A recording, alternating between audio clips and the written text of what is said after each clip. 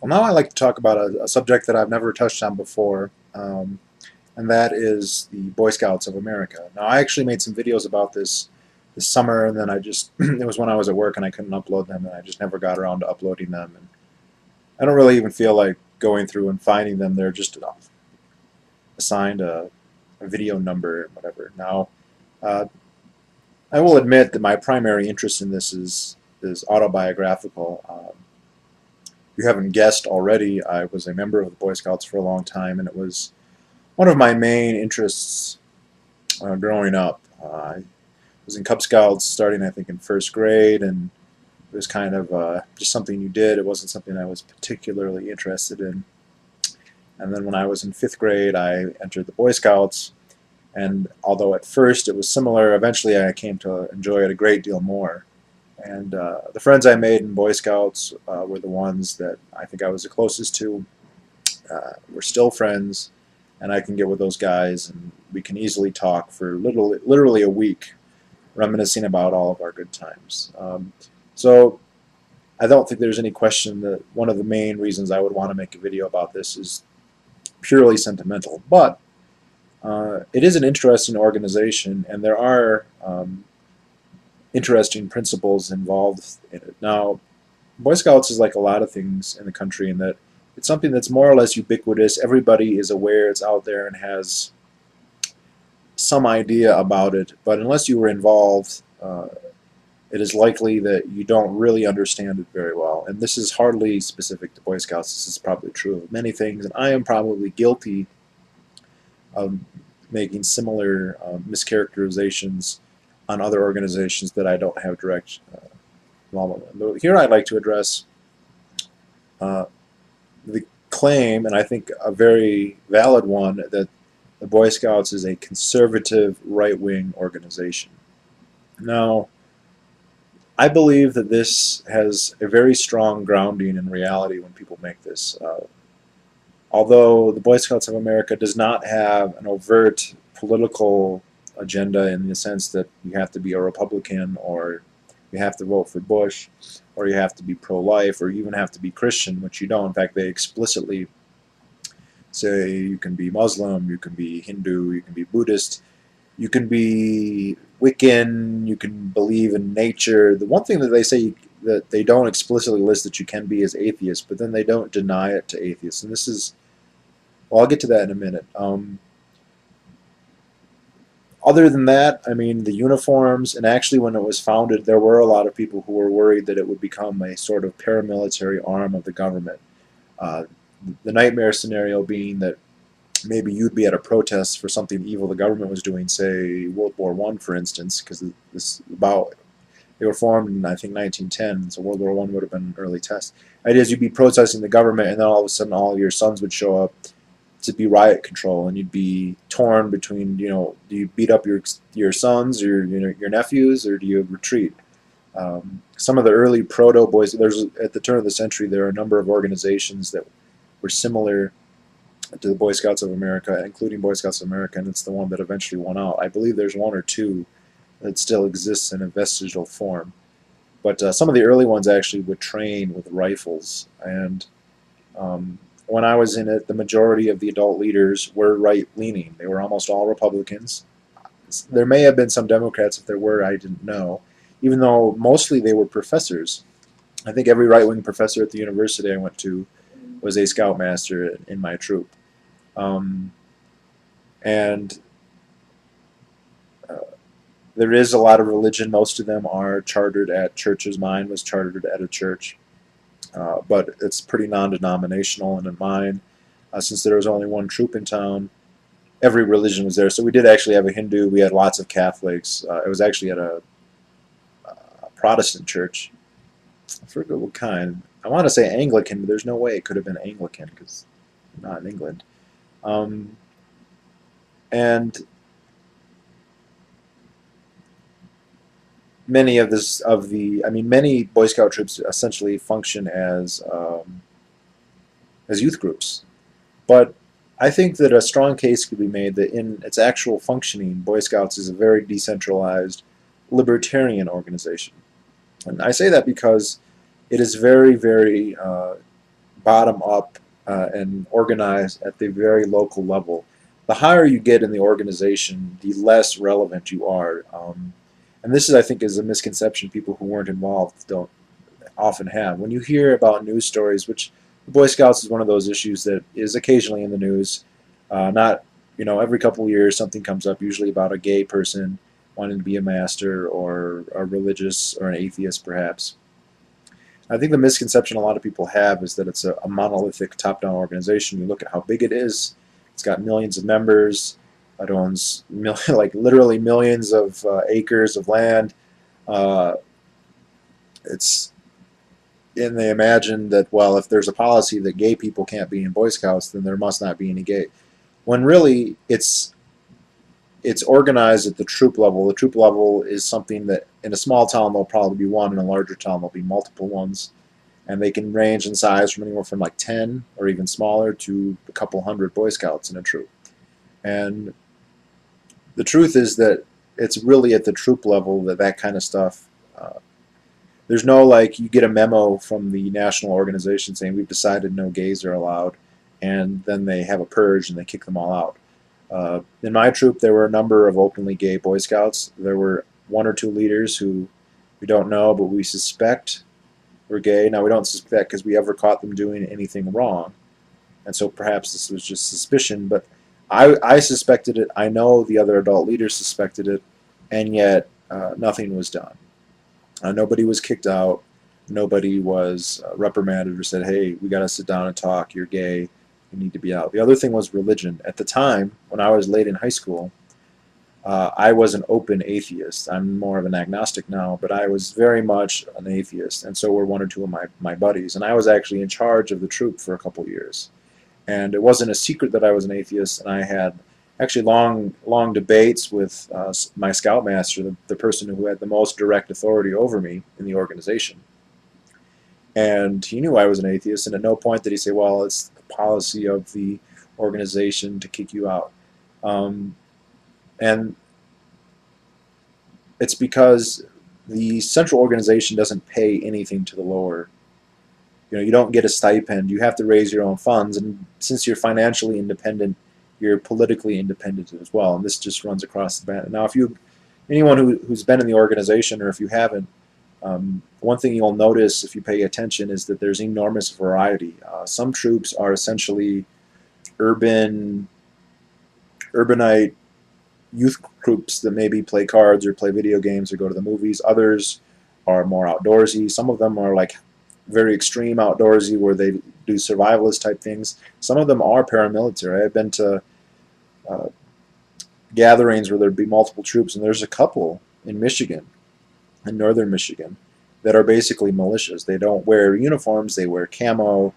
They practice survivalism. They practice maneuvers. They do a lot of shooting. They don't march with rifles, but they do work with them a lot, although that's pretty common with Boy Scouts. But then on the other hand, you have some that are very, official. They are really interested in having a pristine uniform and doing very ornate flag raising ceremonies, and they vary enormously. And I believe this is actually what has made the organization so strong and has allowed it to endure for so long. The fact that it's not centrally governed or ruled. When I was in it, we didn't even know who the president of the organization was. We all have a Boy Scout handbook, which is interesting statistically because it's usually cited as the most popular book ever, or one of the most popular books ever, because each edition sells many, many millions. It's a big deal. They come up with a new edition about every 10 years. And there's a picture of the president in the back of the edition, but that was it. That was the extent of his rule over you. Now, below the national whole country, I'm not even positive, but there are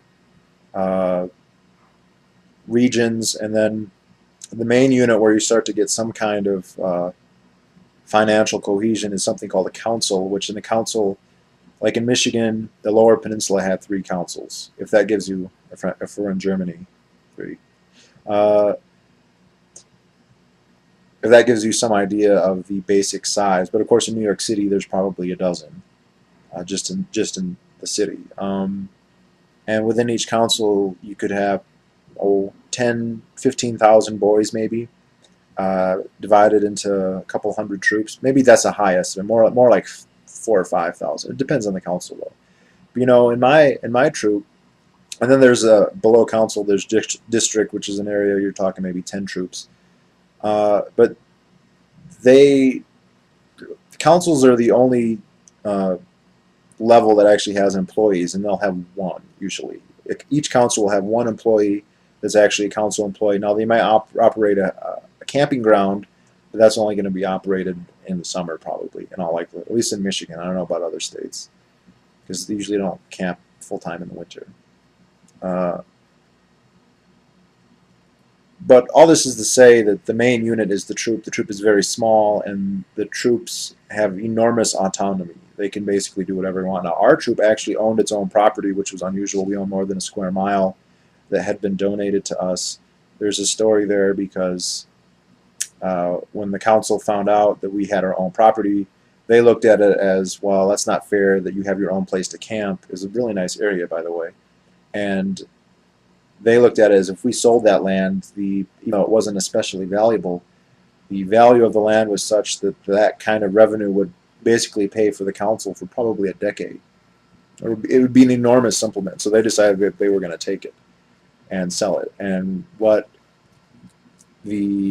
my troop did, which had I been there with my libertarian ideology, I would have objected, but I was just a little kid, and I certainly wasn't a libertarian.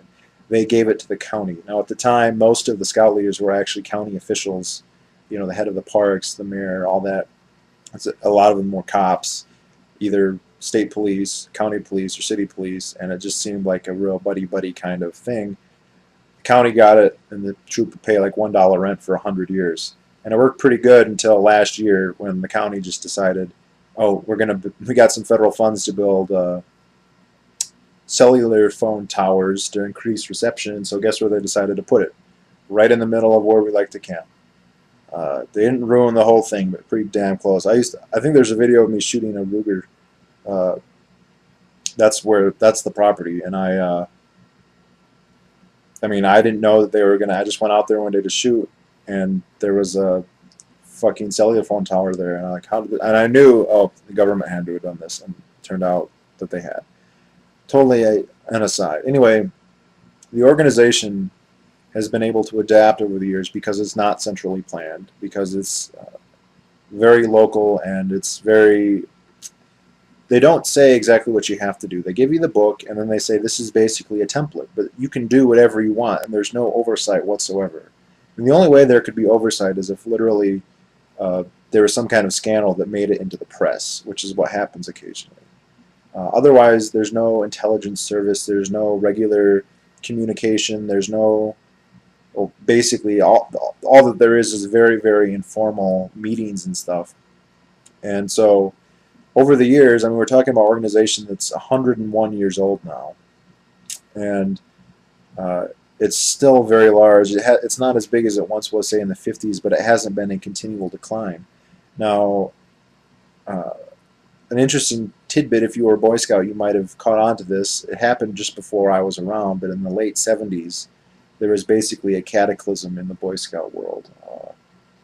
The size of the organization dramatically decreased, and there's actually still evidence of this basically mass extinction. Troops are numbered, and it's based on what state you're in. So if you were the first troop in a state, you're Troop 1, and then if there's the second troop in the state, you're Troop, which means there'll be 50 other Troop 1s and 2s. And you can kind of tell just by looking at the number almost how big the state is. So in Michigan, I think the numbers are up to maybe 15 or 1,600. But if you saw someone whose patch said Troop 8,000, you could pretty much be assured that they were from California or Texas or New York, because only those states would have that many. But in my town, there was actually 4 troops at one point, and all of them disappeared except for mine because the population crashed. And the reason the population crashed is because there had been a slight decline in membership, and the leadership decided that they should revamp it and they should have it not be so outdoorsy and have it be more urban. I think they failed to realize that people went in it not because they liked the camping, not because they wanted more urbanity. And they came out with a new book, a new scout book that emphasized that. And I don't know to what extent this was possible, but they tried to push this new agenda on, and it was a huge mistake. And they rectified it immediately. I believe it was the shortest run handbook. They replaced it with something different almost right away, and then it's kind of slowly, it's come back quite a bit from there. I don't know if it's continually grown or not, but definitely a large organization. The other interesting things is if you go, you have to achieve certain ranks. It's certainly a hierarchical organization.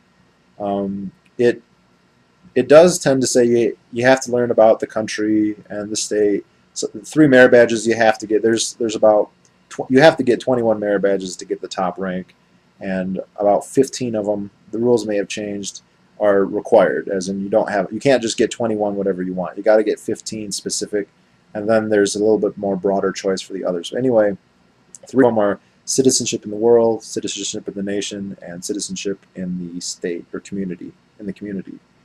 And that stuff is really kind of, because each merit badge has its own booklet, and they are kind of patriotic kind of stuff. But on the other hand, you also are trained basically in survivalism and individual, how to start a fire, how to build a tent, how to camp, how to hike, how to canoe, how to swim, how to do life saving. I don't know how many times I had to learn first aid, probably at least 4 dozen. Literally at least 4 dozen times that I had to learn first aid. Because it's basically a requirement for everything. And in that sense, it's pretty libertarian, or at least not. I guess survivalism isn't intrinsically libertarian, but it sure seems like it. And then the other part is that the organization is, of course, voluntary. There's hierarchy, there's stratification, but it's totally voluntary, which means if you don't like it, you can leave. And actually, you can form your own troop. This is actually a fairly normal occurrence. Just north of me, in a little town called Reed City, Michigan, there was a troop for many, many years headed by a man who uncharacteristically did not have a son in Boy Scouts. Typically, the leaders have kids who either are or were in the troop. But this was a man, he only had daughters, but he was interested, maybe for ulterior, I don't think so though. He headed this troop for many years, and he was a state policeman, and he had to take a 1-year sabbatical of some type where he had to leave the city and go to the capital or something. And he said, well, when I come back, I'd like to head the troop again, but we need to find an interim head. And he approached basically the next most likely candidate to be the scoutmaster. And that man, who had several sons in the organization, said he was not interested. So he went to the second most likely, and that person consented. Well, then what happened is, within a couple months of him leaving, those two had a falling out. It was major enough that they split. The one with his sons, the one he originally offered, basically formed his own troop. He just called up the organization, said, I want to charter a troop. It only took a few months. They were informally already acting like one. He and his 4 or 5 sons and all of their friends, who, as it turned out, were all the older kids, formed this troop. And so you had the original troop, which only had a couple people that were all mostly younger, and then you had an older troop that was bigger. A year later, when the guy came back from the state police, the person who was in charge still didn't want to give up, and so he formed, the police officer, the state trooper, formed his own troop in a neighboring town. And so what had been 1 troop became 3. And it stayed that way for probably close to 10 years, and then eventually all the older kids grew up, and one of them folded, and then the other 2 eventually merged again. But it just shows that if they don't like what's going on, it's very easy to splinter and to take things in a different direction. And it's very odd if you look at a map of the United States. I'm sure there isn't one that shows all the troops, but you would notice that they don't necessarily conform to population distribution very well, because very, very small enclaves, like my town was the largest city in the area by far, and we had 1 troop. There were hamlets that were literally, you're talking populations in the dozens that also had troops. Uh, and by rights, you would imagine that, well, then the larger town should have dozens of troops, and at one point it did. Uh, and I think the main reason is, and the thing is, those smaller troops, a lot of times they have a real, I don't want to say egomaniac, but a very egocentric person who's kind of the head. And uh, this is an enormously uh, decentralized organization. And what would happen is that you would join one, and if you didn't like it, you could go to a different one. We had a couple people who basically transferred. It was an easy process. There was nothing to it at all. It's not like little mini states. It's like an open club. You know, and the only criteria is, well, you have to live by the Scout law, which is extremely vague. If you look at the actual requirement to be a Boy Scout, it's uh, extremely minimal. Now, well, one thing I would certainly object to now is they say the Pledge of Allegiance, and I think they have stuff in there about duty to country or whatever, but it's not. That's stuff you can conflate and say, well, it's to the country, not to the government, because they never say government, actually. So it's really, I thought it was a great organization, but being decentralized like that means, though, you can't really judge.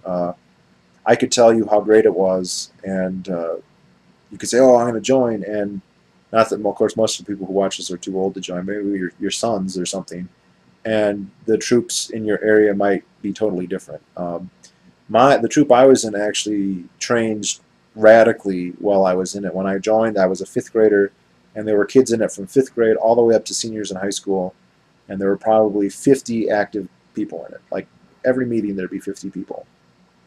And on the actual books, there were probably twice that many, but about half of them didn't show up that often. A year after I was there, the main kid who was in charge, the senior patrol leader, who was like a senior in high school, he turned 18, which means you can't be a Boy Scout anymore, and he left. And within a few months, his buddies all quit. And within a year after that, we were down to basically a dozen active members, and most of us were in middle school or younger. And then slowly after that, we just added more and more people at the bottom until when I left, when I was 18, it was back up to 50 or 60 again, but they were all younger than me. It was really kind of a weird experience. You really grew up in a very self-conscious way. You realize, okay, I started low, now I'm high, and it was a absolutely fantastic experience. Now, there's a couple other aspects of it that don't really relate to libertarianism. I'd like to make videos about them. I probably will, just because I kind of would be interested in other scouts, bringing dialogue to it, see what they think. There's a couple things. When you analyze an organization like Boy Scouts, unfortunately, there's basically no statistics whatsoever, or the ones that do exist are extremely dubious. And so almost everything you can judge about the organization has to be anecdotal, and it has to be based on your personal experiences.